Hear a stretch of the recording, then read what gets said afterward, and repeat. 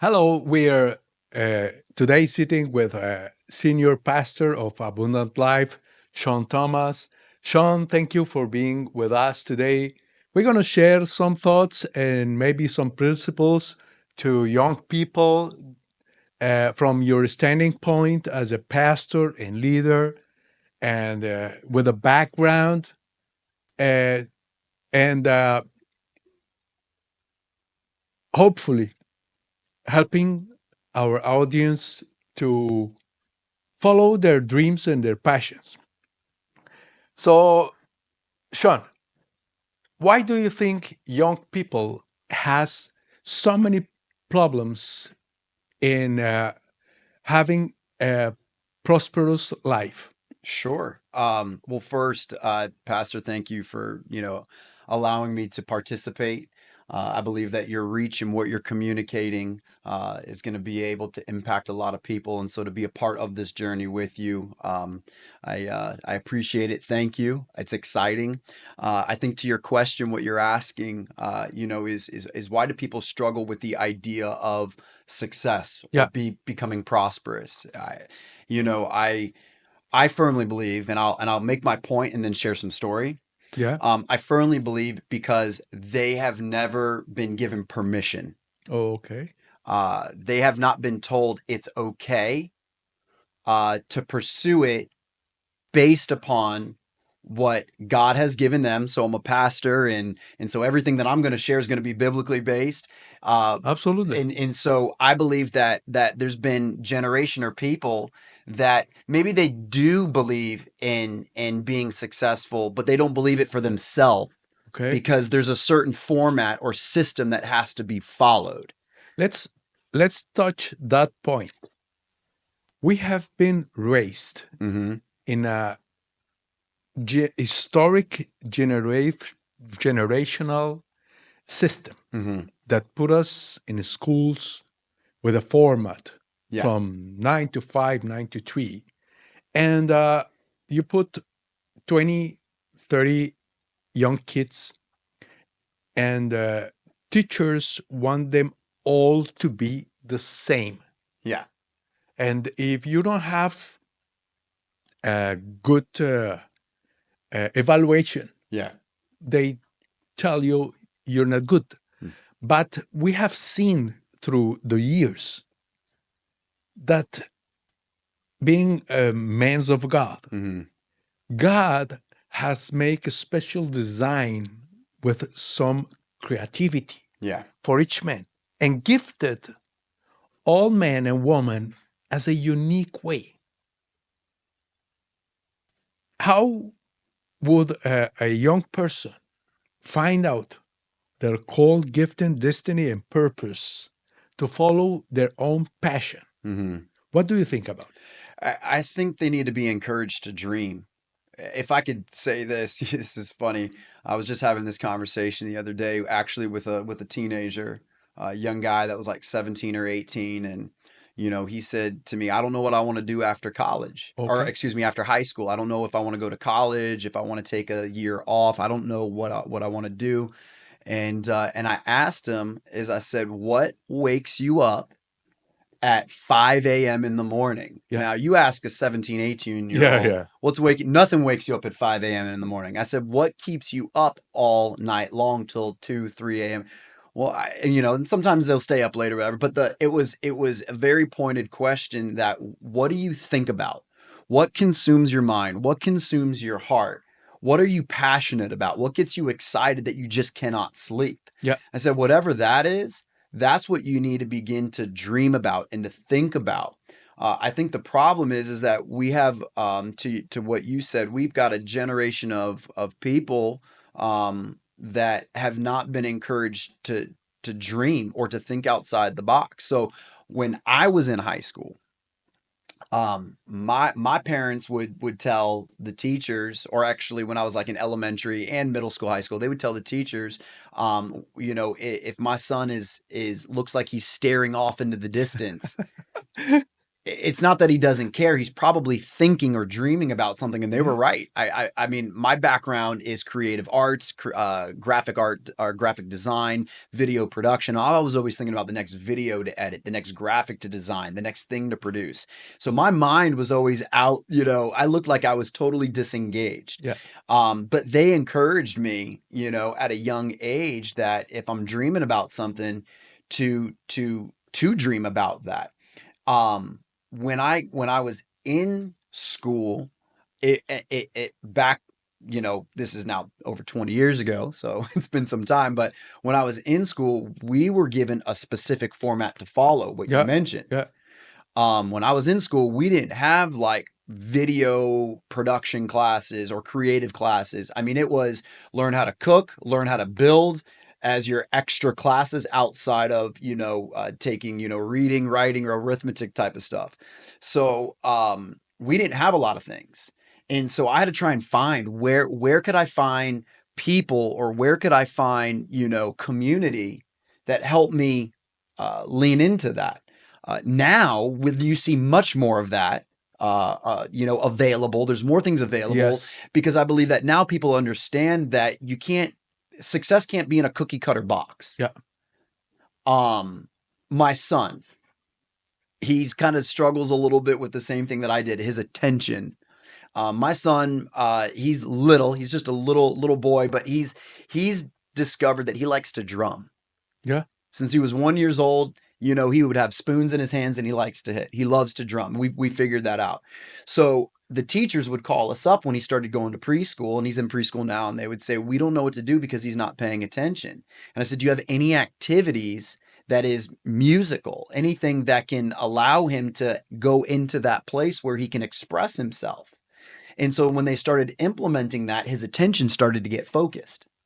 I think the more that we give opportunities for people to discover the gifts and the things that God's placed in them, and encourage them that God can use that to pave the way for success. Yeah. If I can go a little bit further, my background, video production, graphic design, but now I'm a pastor. Well, where does that come into play? All those years of doing it, and I did it and still do it for the church. Well, one of the greatest joy and the privileges is that now when I'm teaching a sermon series, I can do my own graphic design and put up my own graphics on our screens to be able to communicate Yeah. the word of God as an extension.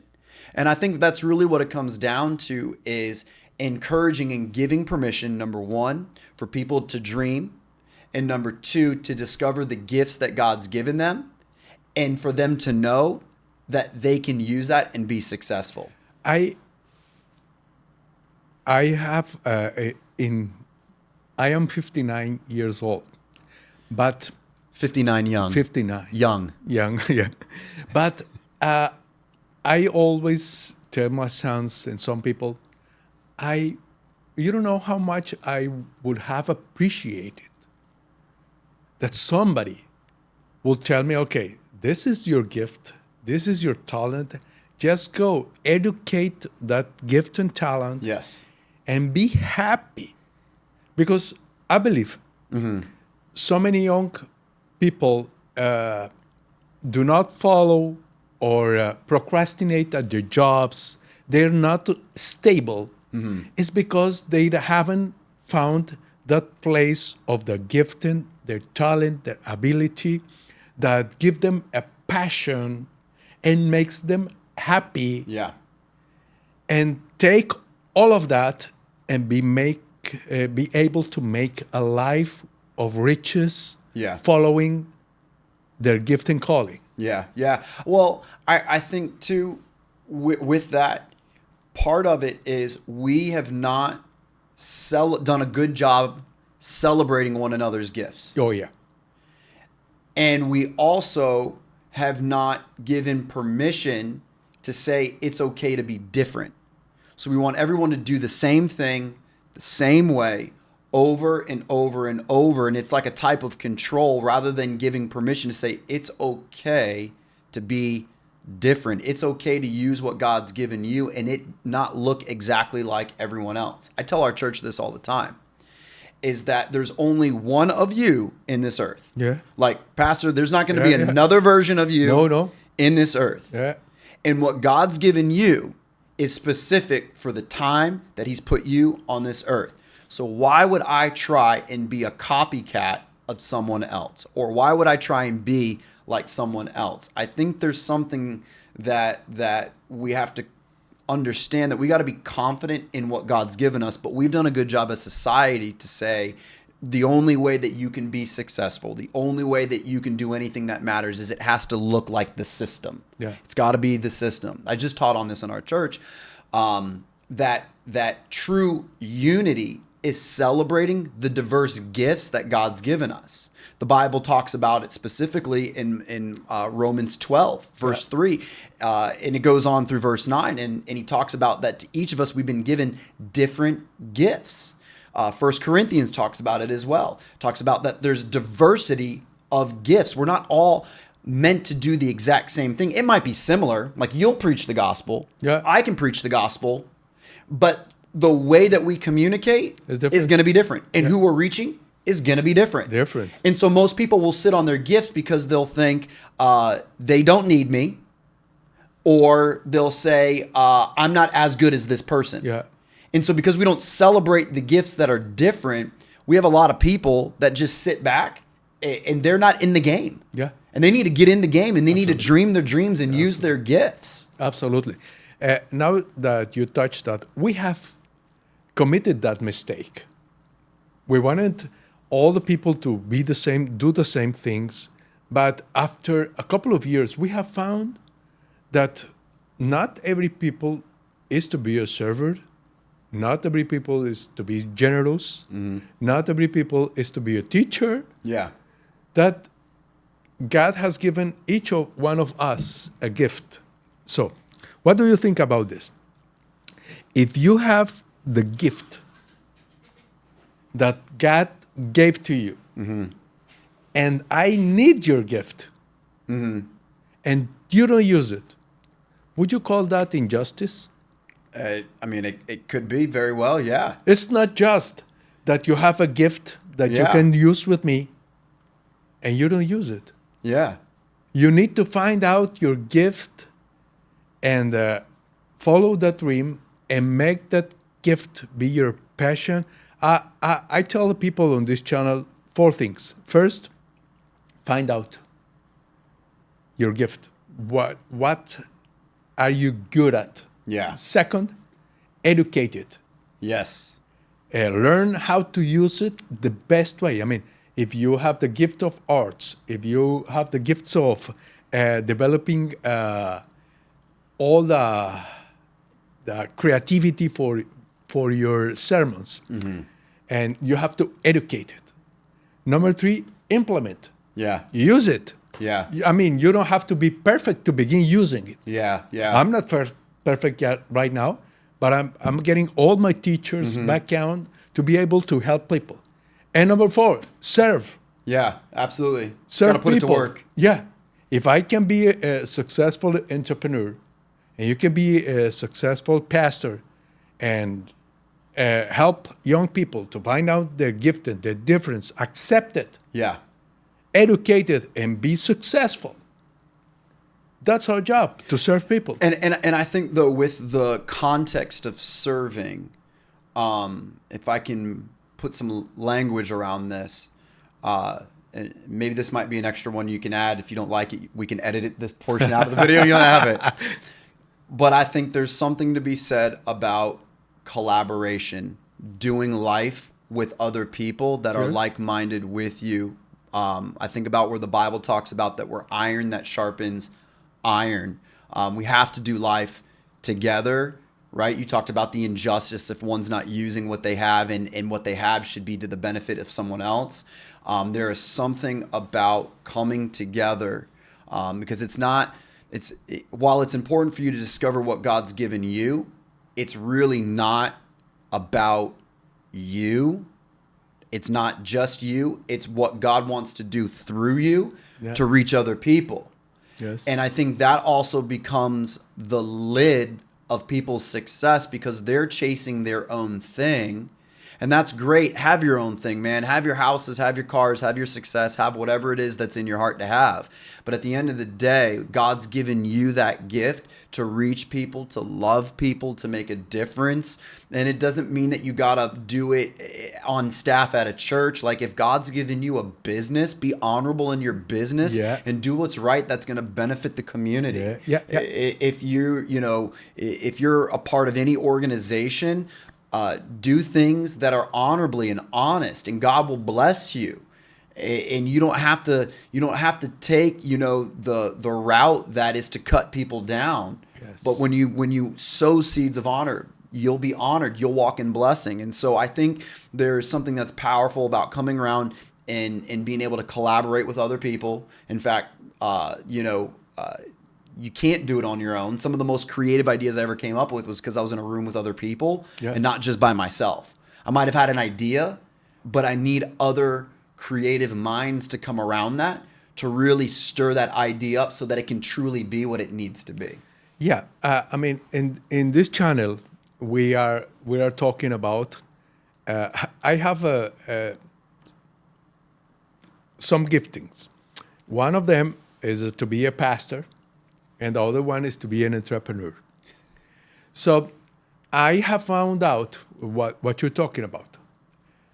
There are some Bible principles of success and prosperity and abundance in all the way.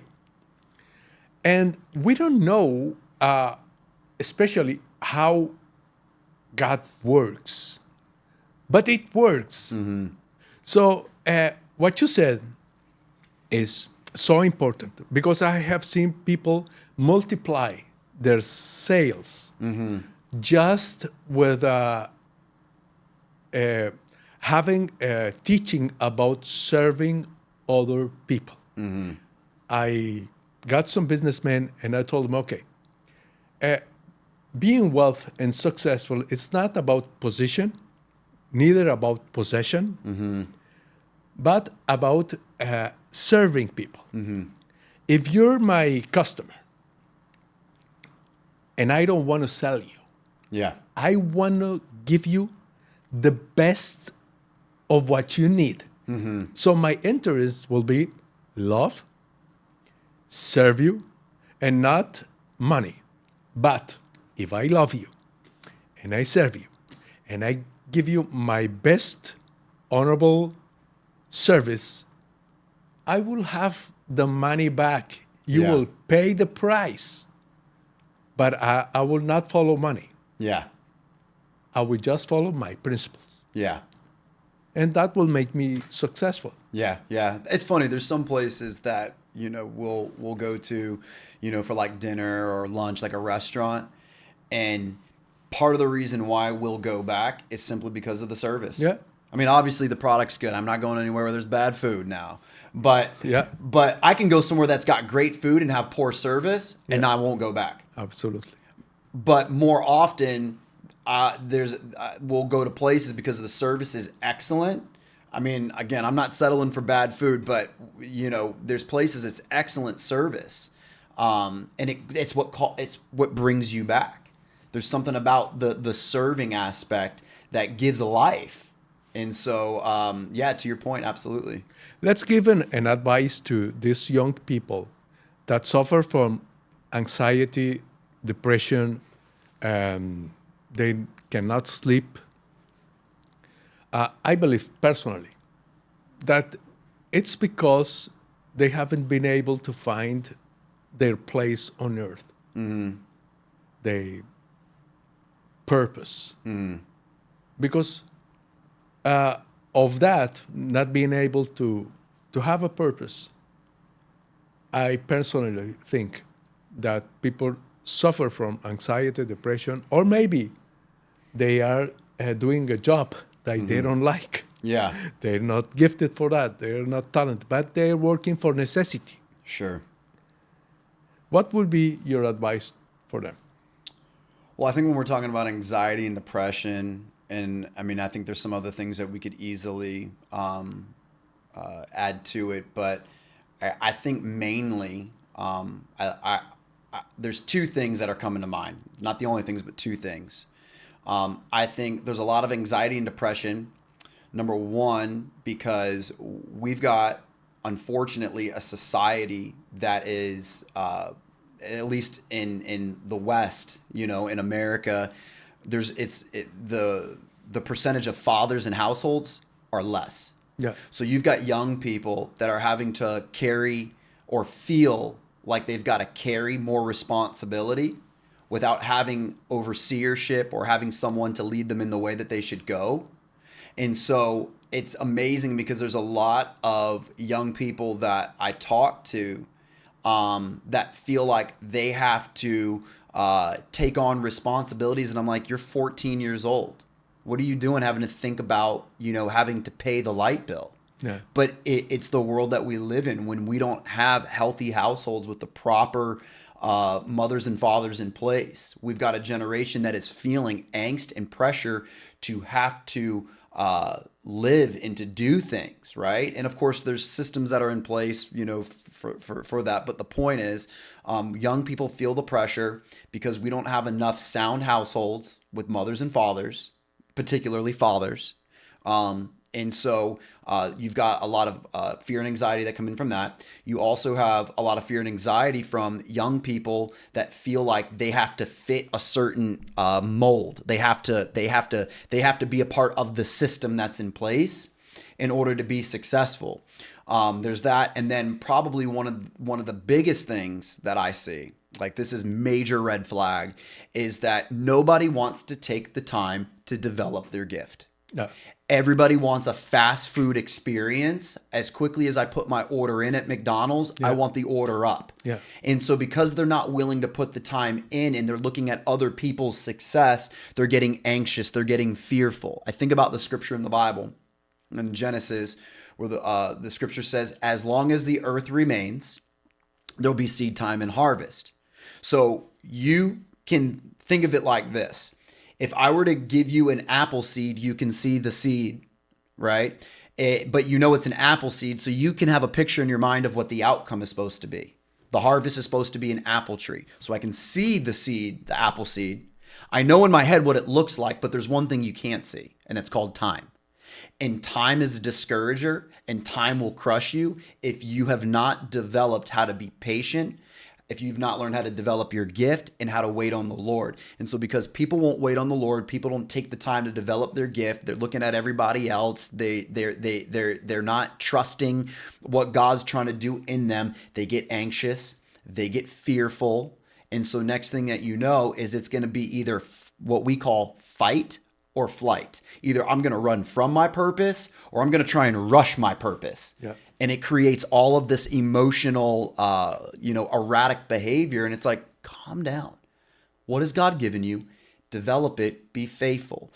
You said you're pastor, you're entrepreneur. I'm pretty certain you didn't build your church in one night. No. I'm pretty certain you didn't develop your business in one day. No. You took the time, and over time you developed it. Well, my dad says this, you plan your work, you work your plan. And when you take the time and you're patient in planning your work and working your plan, now you position yourself to walk in the success that God has for you. Great. If somebody once told me, you are 59 years old, what would you advise for a young people? What would be your best advice? So you're younger than me. But anyway, you live in a different generation. Mm-hmm.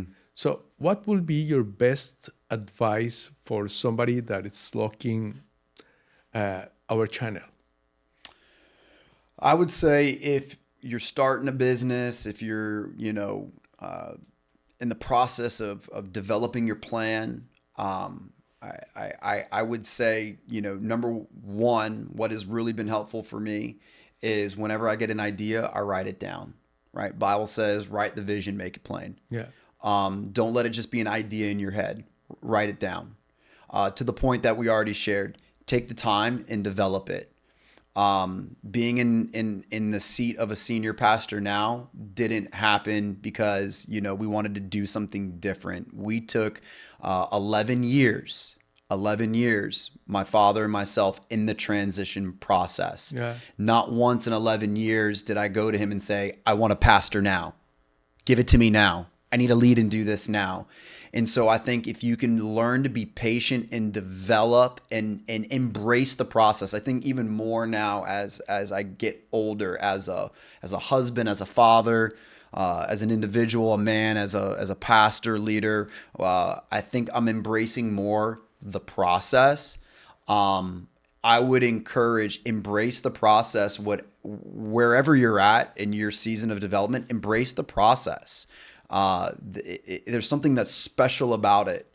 You discover things about yourself. You learn things in that time. Don't be so quick to get to the end that you miss what the Lord's doing in the middle. That's the story. We want to get to the end of the book and get to the outcome, but the story is everything that's in between. So I would encourage that. So I have resumed it in 4 steps. First, plan. Second, educate. Yes. 3, be patient. Yes. And 4, submit to the process. You have to. Yes. Pastor Sean, thank you very much for being with us today. We have enjoyed this time.